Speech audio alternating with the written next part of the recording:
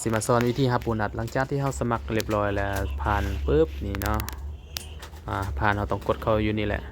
นี่เห็นบ่มันผ่านละนี่กดเข้าอยู่นี่แหละนี่ตูมยืนยัน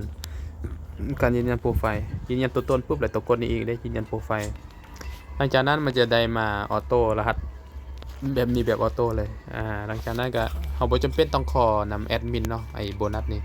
ปกติเขาบ่ให้ขอแล้วมันอัปเดตมาใหม่แต่บ่แน่ใจคือกันเดี๋ยวเขาให้เลื่อนอยู่เนี่ยเลื่อนอยู่เนี่ยเลื่อนนี่เห็นบ่ตัวนี้30เหรียญนี่ฟรีโปรโมชั่นนี่หลังจากนั้นเรากดประเด็นคือเขากดรับเองกดเรียวเลือกเซิร์ฟเวอร์ก่อนเซิร์ฟเวอร์ของแท้เนาะ เลือกไป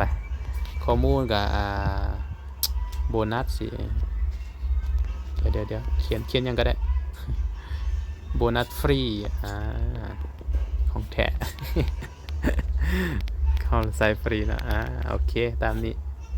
หลังจากนั้นก็กดหับไปเลยปวดอ่านเลยอะไรเงี้ยกดไม้กดคำอธิษฐานเห็นบ่เขาได้แล้วแบบนี้นะแบบนี้ก็แปลว่าได้เลยตูมการยืนยันราคาลงทะเบียนสำหรับกิจกรรมต่อไปนี้คุณต้องการส่งทะเบียนต่อไปหรือไม่โอเคยืนยันตูมยืนยัน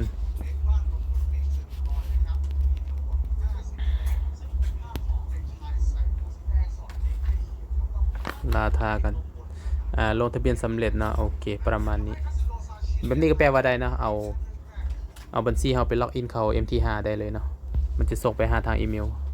อันนี้ก็ขออนุญาตบ่เปิดเผยกันแล้วกันอันนี้บัญชีเราอันนี้ส่วนรหัสบ่ได้เปิดเผยนะรหัสโอเคประมาณนี้ทุกคนง่ายๆเนาะ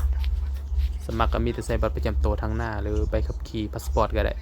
แต่ว่าพาสปอร์ตในส่วนลายนี่มันให้ยืนยันที่อยู่เนาะแนะนำให้ใส่บัตรประจำตัวหรือใบขับขี่แล้วง่ายดีประเทศลาวเขาได้ล่ะโอเคประมาณนี้